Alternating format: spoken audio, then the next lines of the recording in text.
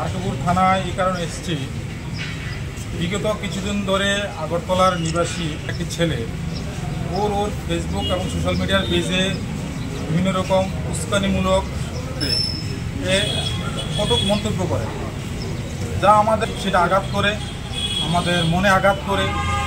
সে বিষয়ে আজকে আমরা সবাই মিলে আরকাপুর থানাতে এসে ওর এগেইনস্টে আমরা একটা মামলা করেছি, যাতে ওর কারণে আমাদের এই সমাজে এবং আগরতলার পাশাপাশি উদয়পুর এবং সমস্ত রাজ্যে যাতে আমাদের সাম্প্রদায়িক যে ভ্রাতৃত্ববোধ সেটা নষ্ট না হয়।